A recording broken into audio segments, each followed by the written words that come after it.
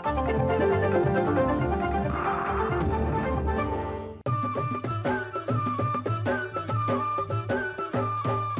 काळी आई धनधान्य देई, ही काळी आई धनधान्य देई. जोडते मनाची नाती आमची माती, आमची माणसं आमची माती, आमची माणसं, आमची माती, आमची माणसं, आमची माती, आमची माणसं, आमची माती, आमची माणसं.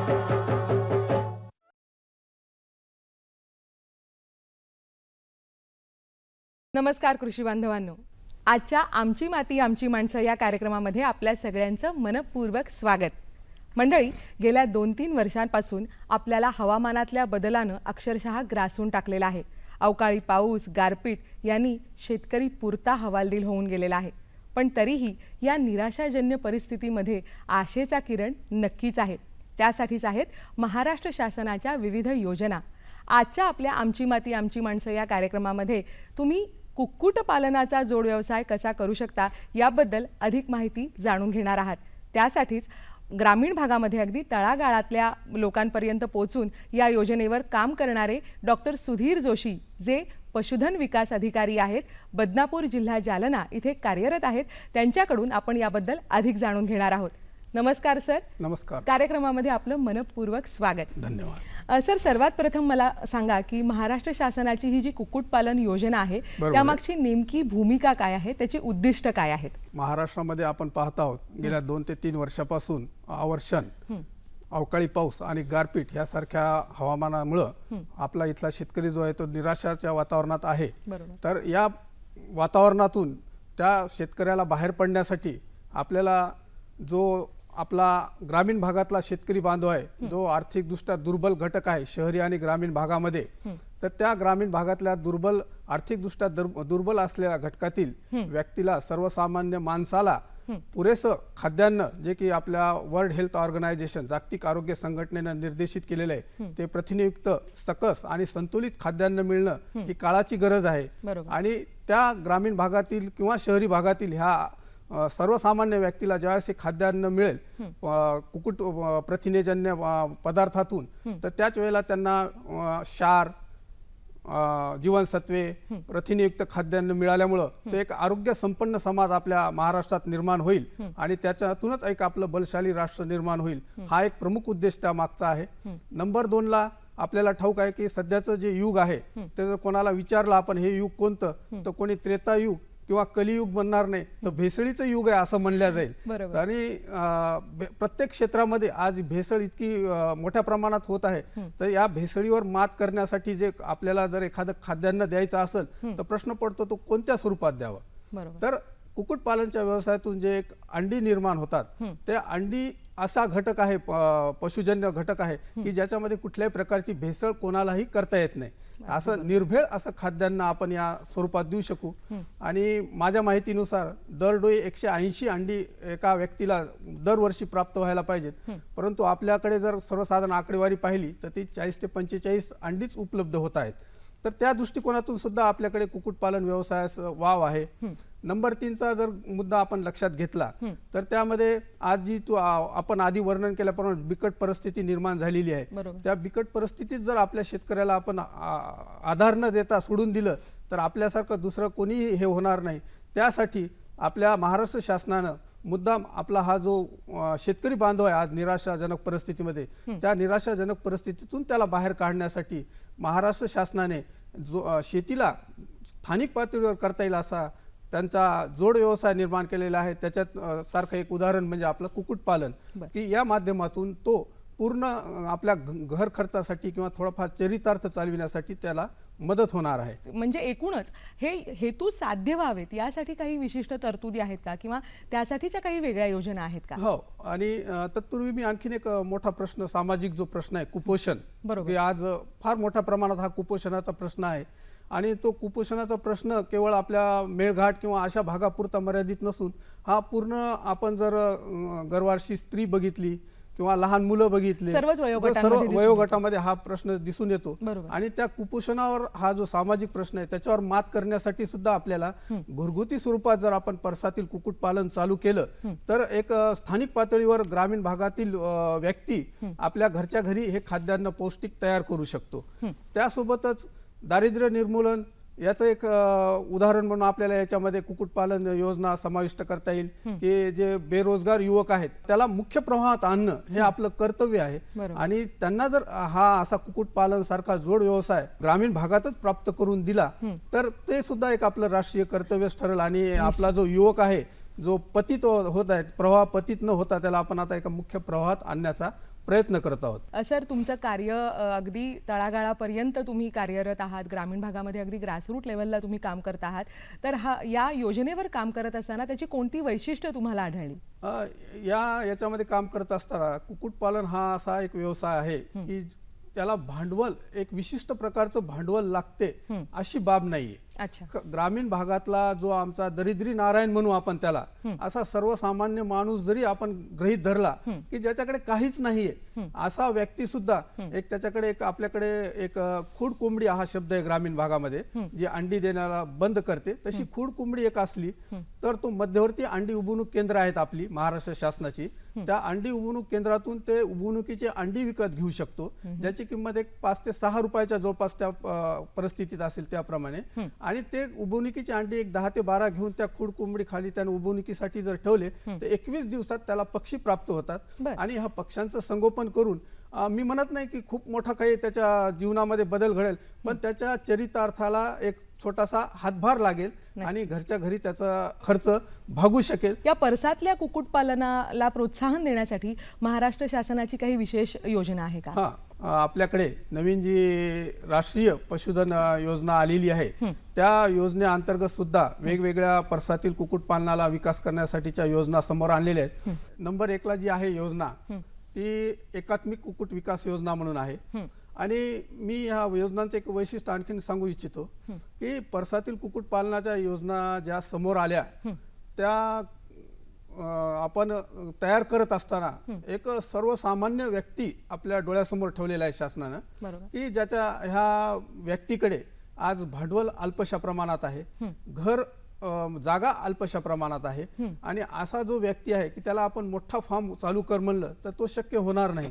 आणि मग ज्याच्याकडे पैसा नाही, ज्याच्याकडे जागा पुरेशी नाही, ज्याच्याकडे भांडवल त्यांना काहीच करू नये का असं नाही. म्हणून हे जो दरिद्री नारायण मी म्हणतो त्याला सुद्धा असा व्यवसाय करता यावा या दृष्टिकोनातून हे परसातील कुक्कुटपालन विकास योजना आपल्या महाराष्ट्र शासनानं समोर आणलेली आहे. बरोबर. सर आता याच्यामध्ये पक्षी कसे मिळू शकतील एखाद्या व्यक्तीला याबद्दल तुम्ही सांगितलं पण त्यांची काळजी घेणं किंवा त्यांच्यापासून उत्पादन मिळवणं यासाठी काही प्रशिक्षणाची सुविधा आहे का? तशी काही तरतूद आहे का? हो, आपल्याकडे जे मध्यवर्ती अंडी उबवणूक केंद्र आहेत 4 त्या 4 मध्यवर्ती अंडी उबवणूक केंद्र जे आपल्याकडे औरंगाबाद, पुणे, कोल्हापूर, नागपूर या ठिकाणी तिथे प्रशिक्षणाची सोय आहे. त्यासोबतच काही प्रशिक्षण केंद्र स्थापन केलेले आहेत महाराष्ट्र शासनाने की त्या प्रशिक्षण केंद्रामध्ये सुद्धा प्रशिक्षणाची सोय आहे. शेतकरी बांधवांनो, आपण या योजनेबद्दल अधिक सविस्तर जाणून घेणारच आहोत पण आपल्याला माहितीच आहे एक नवा कोरा आगळा वेगळा कार्यक्रम सध्या तुमच्या भेटीला येतो आहे. त्याचं नाव आहे कृषी समृद्धीची गुरुकिल्ली.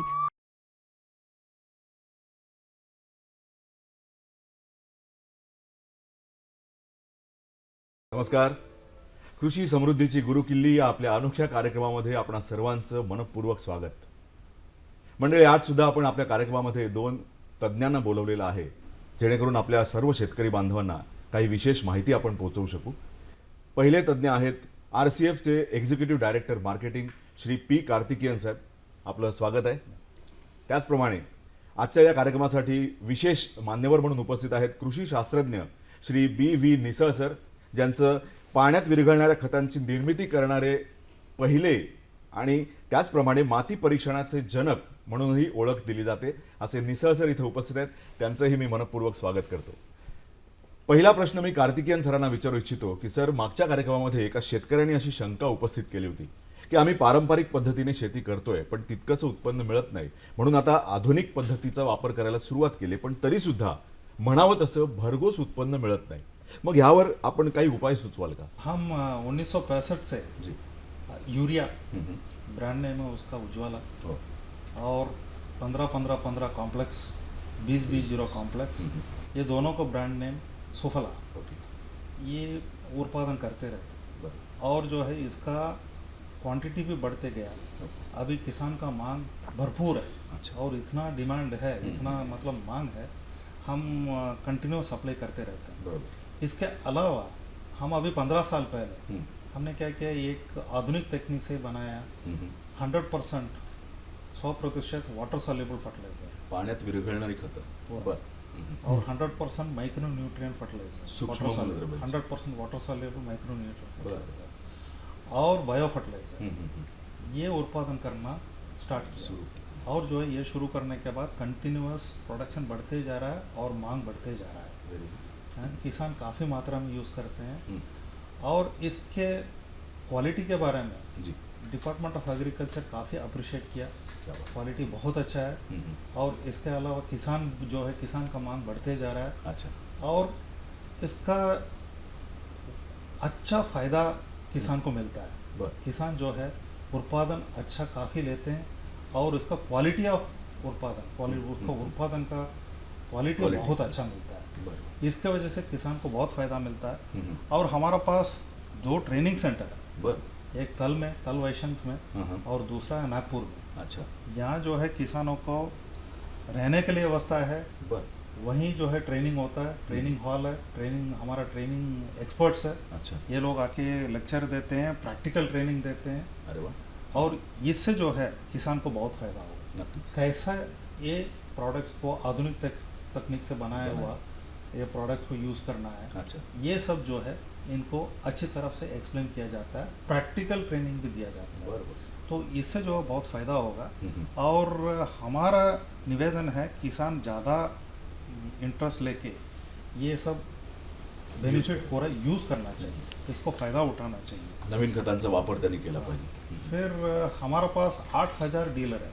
अच्छा. और ये खाद जो है, ये पूरा खाद हर जगह मिलता है, बरं.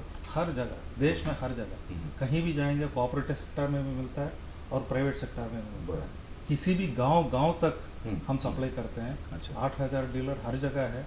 और किसानों को सिर्फ, और ये जो है हम पब्लिक सेक्टर होने से इसको जो है सस्ता देने के लिए भी कोशिश करते हैं. अच्छा. किसानों का पैकेट में सूट होना चाहिए, परवडणाऱ्या किमती. फॉरवर्ड करना पड़ता हम्म. है. और जो है इनको जो है आज का स्थिति में हम्म. किसानों को ये उपयोग करना ही चाहिए, बिल्कुल करना चाहिए किसान. क्योंकि ये उपयोग करने से हम्म. बहुत फ़ायदा मिलेगा किसानों को. उत्पादन में क्वांटिटी एज वेल एज क्वालिटी बोलते हैं, हम्म. बहुत अच्छा मात्रा में बहुत अच्छी क्वालिटी का उत्पादन कर सकते हैं. अच्छा. और बहुत फिनेंशियल गेन, 4 पैसा बचेगा किसानों को. अच्छा. ये जो है ये बहुत ज़रूरी है किसानों की करने के लिए. सर, मी आता निसा सरांकडे वळतो. सरांनी आता सांगितल्याप्रमाणे की अतिशय फायदेशीर अशा खतांची निर्मिती RCF न केलेली आहे. पण मला सांगा की नेमकी हीच खतं, ही नवीन खतच शेतकऱ्यांनी का वापरायची, त्याचं नेमकं उद्दिष्ट काय किंवा त्याचं काय वैशिष्ट्य आपल्याला सांगता येईल? 100% जे वॉटर सॉल्युबल फर्टिलायझर किंवा आपण NPK फर्टिलायझर म्हणतो, तर याच्यामध्ये काय होतं की जेव्हा आपण फवारणी करतो हां. आणि पिकाला जे नत्र, स्फुरद आणि पाराश याची जी रिक्वायरमेंट म्हणजे गरज असते हां. ती ताबडतोब दिल्या जाते. अच्छा. त्याच्यामुळे त्याच्या वाढीमध्ये, मूळधारणामध्ये किंवा फळधारणामध्ये बरं. त्याचा उपयोग चांगला होतो. म्हणजे सर्वसाधारण खतामध्ये जर त्याचं युटिलिटी, जे त्याचा उपयोग जो असतो तो जमिनीच्या माध्यमातून मुळांना मिळत असतो. बरं. याच्यामध्ये डायरेक्टली तुम्हाला पानांवरनं हम्म. जसं आपण सलाईन घेऊन जसं आपल्या शरीरामध्ये असतो तसं हे खत वापरलं जातं. अच्छा. त्याच्यामुळे त्याचा उपयोग जो आहे तो 100% होतो आणि लगेच होतो. त्याच्यामुळे त्याच्या उत्पन्नामध्ये जे वाढ व्हायची असते ती 40 ते 50% वाढ अशी आढळून आलेली आहे. अच्छा. विशेषतः फळभाज्या आहेत, फळं आहेत, हां, हां. काही कापूस आहे, ऊस आहे, याच्यामध्ये ही जी खतं आता जी नवीन जी घेतलेली आहे याचा फार उपयोग चांगल्या प्रकारे झालेला आहे. नवीन खतांमध्ये आपण सध्या साधा युरिया आणि निमकोटेड युरिया ही 2 खतं प्रामुख्याने वापरली जातात. पण त्याच्यामध्ये नेमका फरक काय? नीम का फ़ायदा तो सबको, किसानों को मालूम है. हम्म. नीम कैसा खेती के लिए फ़ायदा करता है ये मालूम है. नाही, I want to know difference. ये नेचुरल पेस्टिसाइड जैसा यूज़ करता है. अच्छा. इसमें डिफरेंस क्या है यूरिया और नीम कोटेड जी. यूरिया का? यूरिया के ऊपर एक थिन लेयर नीम बन जाता है। अच्छा, हम वो नीम ऑयल यूज़ करते हैं, ये थिन लेयर बन जाता है।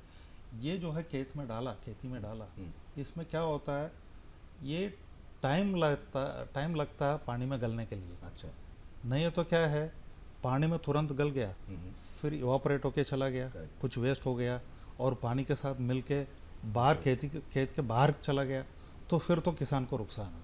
ये जो है ये प्रिवेंट करता है ऐसा नुकसान होने से। अच्छा। और ये जो है धीरे धीरे रिलीज होता है। अच्छा, क्रॉप का लाइफ साइकिल जितना है 3 महीने, वो धीरे धीरे देते जाता है और क्रॉप के लिए बहुत फायदा होता है, क्वालिटी प्रोड्यूस मिलता है किसानों को। नवीन खतांच्या वापरामुळे निश्चितपणे आमचे शेतकरी ही नवीन खतं वापरून आपलं उत्पादन चांगल्या प्रकारे वाढवू शकतात, हेच आजच्या या चर्चेमधून निष्पन्न झालेलं आहे।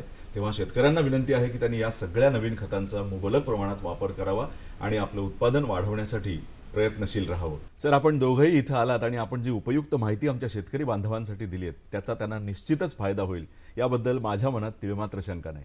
आपले मनपूर्वक आभार। मंडळी, मागच्या भागामध्ये आपण असं म्हटलं होतं की शेतकऱ्यांकडे उपलब्ध असलेल्या जमिनीचा वापर करूनच त्यांना आपलं उत्पादन वाढवायचं आहे आणि त्या उपलब्ध जमिनीतच शेती करायची आहे। मग अशा वेळी जर शहरात राहणाऱ्या माणसांनी त्यांच्याकडे उपलब्ध असलेल्या जागेचा वापर करायचं ठरवलं तर ती मंडळी सुद्धा त्यांच्याकडे उपलब्ध असलेल्या जागेतून चांगल्या प्रकारे उत्पादन काढू शकतात।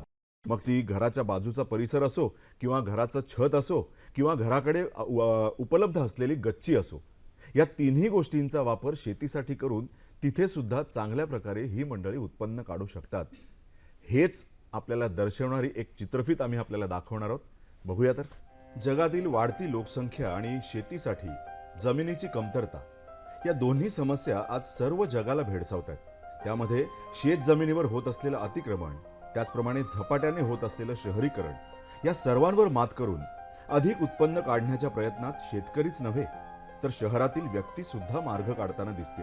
घराच्या छतावर भाजीपाला, फुलं ह्याचं उत्पादन काढताना आपण बघतोच, पण आता भात शेती सुद्धा लोक करू लागलेत आणि आपल्या उदरनिर्वाहाचे मार्ग सुकर करण्याचे प्रयत्न सुरू असल्याचं आपल्याला या चित्रफितीतून दिसून येतं। एका माणसाला वर्षभरासाठी लागणारं उत्पन्न 120 चौरस मीटर छतावरील जागेत घेता येतं, हे त्यांनी दाखवून दिलंय। जणू काही पुढील पिढीसाठी ही एक दूरदर्शी विचार प्रणालीच आहे असं वाटतं। जमिनीची उपलब्धता कमी होत असताना ह्या अशा प्रयत्नानं माणूस आपली उपजीविका करू शकतो, ह्याचंच एक जिवंत उदाहरण आहे। मंडळी, आपण आता चित्रफितीमध्ये पाहिलं की घरामध्ये उपलब्ध असलेली जागा, मग ती गच्ची असो किंवा घराच्या आजूबाजूचा परिसर असो किंवा घराचं छत असो, अशा ठिकाणी सुद्धा शेती करायची ठरवली तर ते निश्चितपणे शक्य आहे। याचा वापर जर आपण करू शकलात तर मला खात्री आहे की निश्चितपणे आपण सुद्धा अशा जागेमध्ये शेती करून चांगलं उत्पन्न मिळवू शकाल। मंडळी नमस्कार, आमची माती आमची माणसं कार्यक्रमात आपलं पुन्हा एकदा स्वागत। आज आपण जाणून घेतो आहोत ते महाराष्ट्र शासनाच्या विविध कुक्कुटपालन योजनांसंबंधी आणि आपल्याला माहिती देत आहेत पशुधन विकास अधिकारी डॉक्टर सुधीर जोशी सर। कार्यक्रमात आपलं पुन्हा एकदा स्वागत। सर, मला सांगा की एकूणच हा जो कुक्कुटपालनाचा शासनाचा कार्यक्रम आहे तर त्याची नेमकी व्याप्ती किती आहे किंवा त्याचं स्वरूप नेमकं कसं आहे?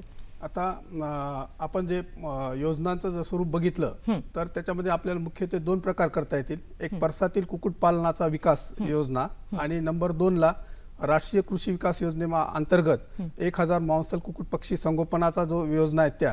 तर पहिलीची जी योजना आहे परसातील कुक्कुटपालनाची, तर त्याच्यामध्ये आधी सांगितल्याप्रमाणे इथे एक सर्वसामान्य व्यक्तीला केंद्रित धरून केलेले आहेत आणि ही योजनेमध्ये आणखीन एक नवीन चांगली योजना आपल्याकडे आलेली आहे जी मातृगट मदर युनिट स्थापना किंवा मातृगट स्थापनेची, ती परसातील कुक्कुटपालन विकास योजनेअंतर्गतची योजना आहे। या योजनेमध्ये आपल्याकडे 2011 ला ज्या जिल्ह्यांचा मानव विकास निर्देशांक हा कमी होता अशा 15 जिल्ह्यामध्ये ही योजना आता नवीन कार्यान्वित केलेली आहे। यामध्ये केंद्राचा 75% आणि राज्य शासनाचा 25% सहभाग आहे, हिस्सा आहे आणि या योजनेचा मुख्य उद्देश जो आहे तो दारिद्र्य रेषेखालील जो लाभधारक आहे त्या लाभधारकाला ह्या परसातील कुक्कुटपालन योजनेचा लाभ देणे।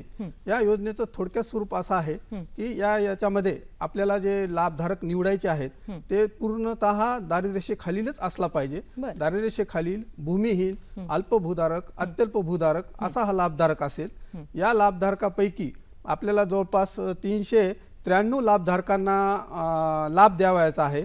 या योजनेअंतर्गत आपण एका लाभधारकाला 45 पक्षी 100% अनुदानावर देणार आहोत आणि या पक्ष्यांचा निवारा हे करण्यासाठी दारिद्र्यरेषेखालील पशुपालकाला, पशुपालकाला कुक्कुटपालकाला 1500 रुपयाचा अनुदान एक वेळेला आपण त्यांना देणार आहोत.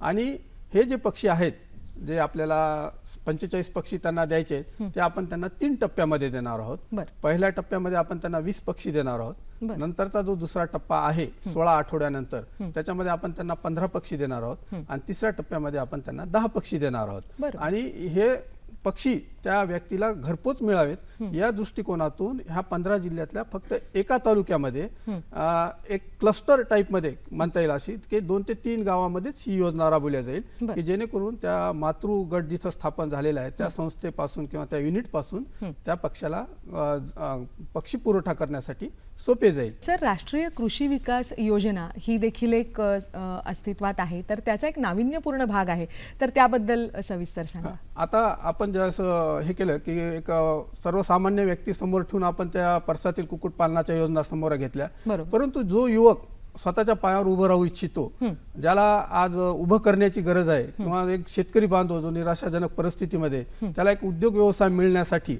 एक पुरेशा प्रमाणात त्याच्यातून आर्थिक लाभ व्हावा या दृष्टिकोनातून 1000 मांसल कुक्कुट पक्षी संगोपनाची योजना आपल्याकडे कार्यान्वित केलेली आहे. त्या योजनेअंतर्गत नाविन्यपूर्ण योजना किंवा राष्ट्रीय कृषी विकास योजना म्हणून दोन्ही योजनांचं थोडंफार स्वरूप सारखंच आहे. फक्त नाविन्यपूर्ण योजनेमध्ये आर्थिक निकष जे आहेत ते थोडे वेगळ्या पद्धतीचे आहेत.